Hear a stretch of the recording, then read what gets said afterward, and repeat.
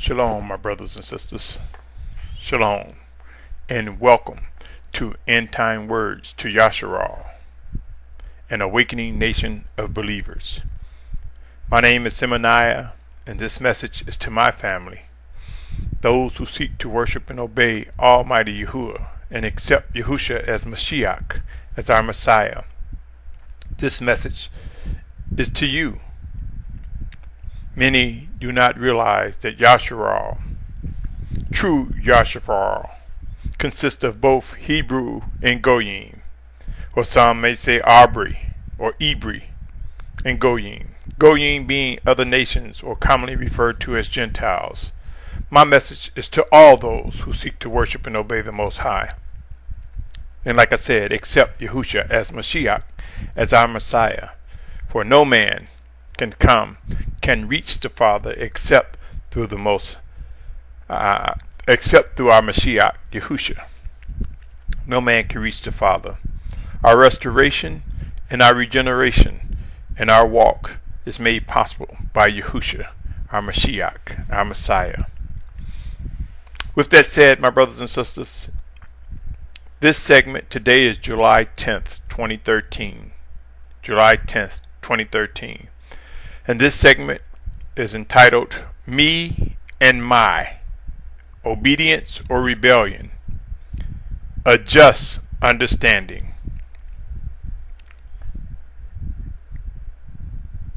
Who has read Romans 12:1?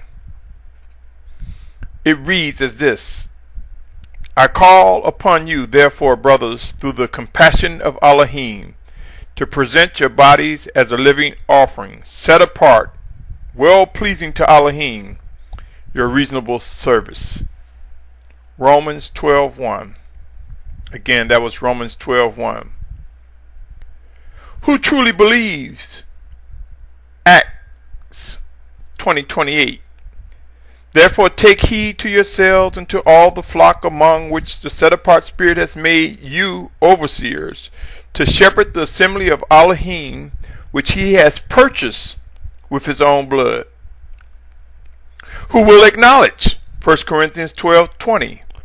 And now there are indeed many members, but one body. The time is at hand, my brothers and sisters, to realize our connections to one another. The time of instructions and righteous guidance is here. The time of preparation and perfecting is here. Who can and will accept the callings and or chosen tasks assigned by the Spirit of Yahusha? Who's willing to accept his assignments with humility and strength? Pray and watch. We will be perfected into the likeness of our Master. Those who seek to worship and obey Almighty Yahuah and accept Yahusha as Mashyach, we will see, we will witness the perfecting of this body that we are a part of. Adjustments will be made. Our understanding and perceptions will be sharpened, my brothers and sisters. For, as it stated, the Most High chasten those whom he loves. He will reprove us. He will execute judgment and wrath as he see fit. Yes, my brothers, pray and watch. It is the time for us to take another look at the words me and my. It is time for us to realize what is the true understanding of such, and where does it take us? What are the expectations? Isn't it more than just individual accountability? I've stated it many times before, my brothers and sisters, we are at war. This is a battle, and it's not about me, it's not about my or you. It is about the reign of Alahym. It is about worship and obedience. It's about esteeming the Most High, Yahuah. Romans 12:1, I read again. I call upon you, therefore, brothers, through the compassion of Alahym, to present your bodies a living offering, set apart, well-pleasing to Alahym, your reasonable worship. Are we, have we, will we present ourselves before the Master, before the Father? Will we present ourselves and provide the most reasonable service we can to the Most High? What's your position? What's your understanding? Are we our own? Galatians 5:17 reads, "For the flesh lusts against the Spirit, and the Spirit against the flesh. And these are opposed to each other, so that you do not do what you desire to do." That was Galatians 5:17. So is there a battle within this tabernacle? Do we yet struggle day to day? Is not atonement real? Are we, have we, do we experience the regenerative power of atonement made possible by Yahusha? Do we continue to look forward and press into his righteousness in spite of our mistakes?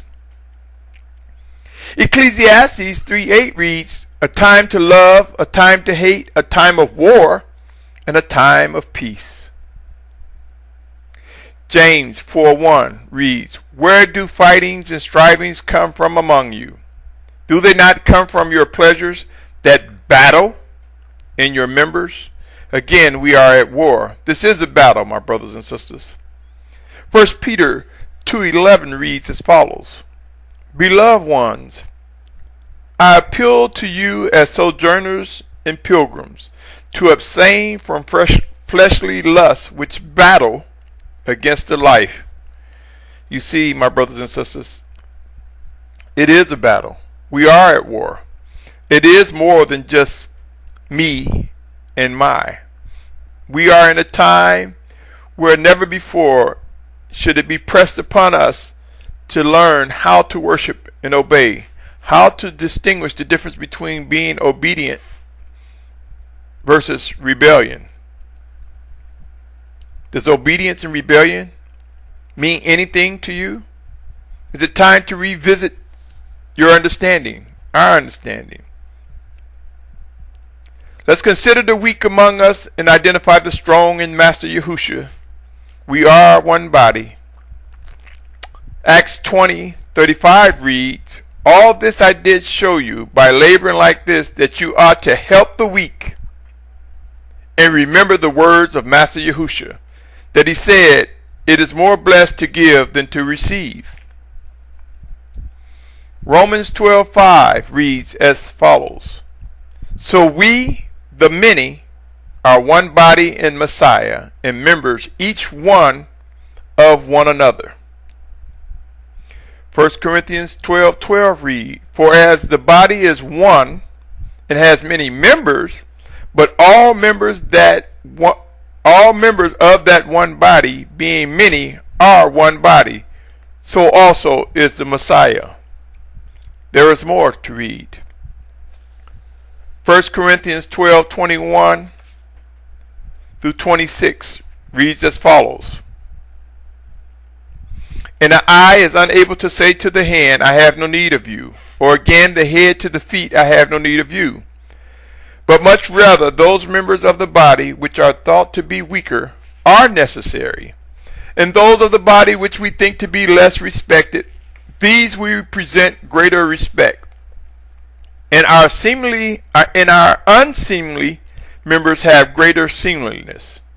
Whereas seemly members have no need, but Alahym blended together the body, having given greater respect to that member which lacks it, that there should be no division in the body, but that the members should have the same concern one for another.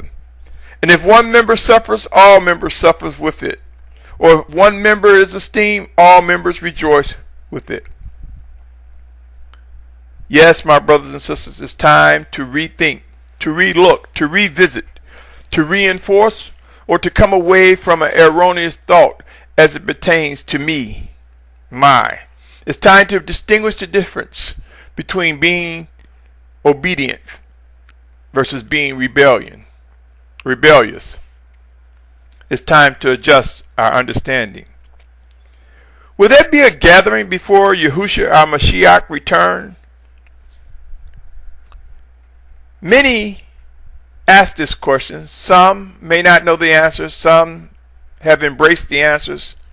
And some are just uncertain. But let me read some scriptures to you. Be it as it may, these scriptures exist. Yes, I'm reading in part. Pray that it is the Spirit of Yahusha that gives you discernment and understanding and answers the question, will Yashar'al be gathered? Isaiah 43, chapter 43, verses 4 through 9 reads as follows. Since you were precious in my eyes and have been esteemed, and I have loved you, and I give men in your place and peoples for your life. Do not fear, for I am with you. I shall bring your seed from the east and gather you from the west. I shall say to the north, give them up, and to the south, do not keep them back. Bring my sons from afar and my daughters from the ends of the earth. All those who are called by my name, whom I have created, formed, even made for my esteem. He shall bring out a blind people who have eyes, and deaf ones who have ears. All the nations shall be assembled, and the peoples be gathered. Who among them declares this and show us former events? Let them give their witness to be declared right, or let them hear and say, it is truth. Let me read another passage. That was Isaiah 43, 4 through 9. Let me read Jeremiah 23, 3 and 4. Therefore I shall gather the remnant of my flock out of all the lands where I have driven them, and shall bring them back to their fold, and they shall bear and increase. And I shall raise up shepherds over them, and they shall feed them, and they shall fear no more, nor be discouraged, nor shall they be lacking, declares Yahuah. Are the scriptures only referring to a gathering that already took place? Are the scriptures only referring to a prophecy that has come and gone? Are the scriptures possibly only talking about upon the return of Mashyach, our Messiah, Yahusha? I ask again, ask yourselves, pray about the matter. Have we not read scriptures that talk about the perfecting of the body? Should we not witness an emergence of righteousness, or an emergence of a perfecting group of individuals who worship and obey the Most High? Will we not see a living Alahym, a living Messiah, Mashyach, guiding us in His Spirit, through His Spirit, one to another? Will we not witness iron sharpening iron, all the things that are written in scriptures that speak about a perfecting body? Will we not witness some evidence of that before the Mashiach's return? Questions that bring about expected answers, possibly answers. Do not get hung up on these, my brothers and sisters. Present these, seek answers, pray and watch. Know that the Most High is not slack concerning those who seek Him, those who inquire, those who desire to worship and obey. Let me read some more scriptures.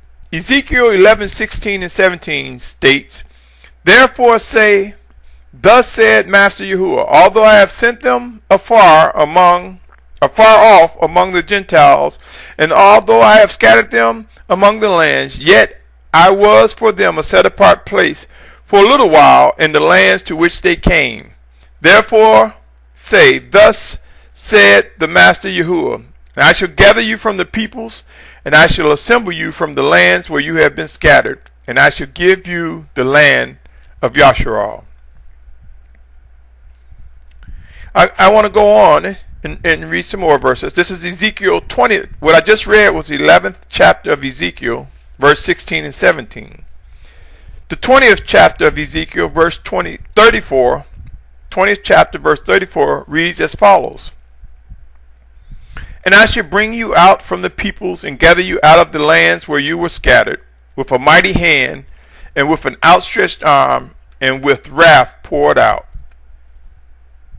Ezekiel 36:24 reads, And I shall take you from among the Gentiles, and I shall gather you out of out of all lands, and I shall bring you into your own land. Isaiah 11:12 reads as follows, And he shall raise a banner for the nations, and gather the outcasts of Yashar'al, and assemble the dispersed of Yehudah from the four corners of the earth. I ask again, do these scriptures reference the gathering of Yashar'al only when the Mashyach returns? Are they referring to something that have come and gone? Can we expect a gathering of an awakening nation? Can we expect to see some evidence of believers beginning to come together, those who will be used to demonstrate prior to the return of Yahusha, before the return of Jesus, those who will begin to demonstrate some form of unification, some form of perfecting, some form of representation of true worship and obedience? Are we instructed to wait as possible silos? Are we instructed to wait individually in our own little corners, in our own little span of life until the Mashyach return? I think not. Let us search the scriptures. Let us seek out living and written instructions. Let us seek out wise counsel.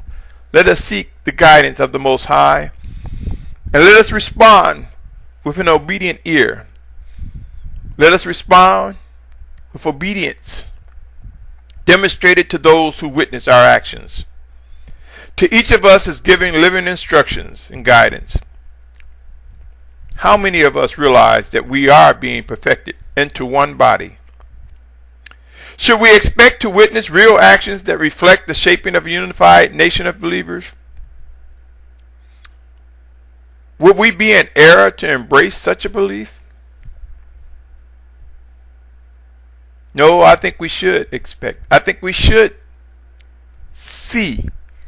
We should be able to discern the actions of a perfecting body.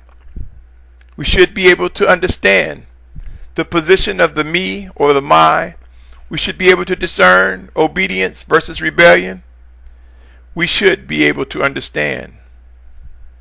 Pray, my brothers and sisters.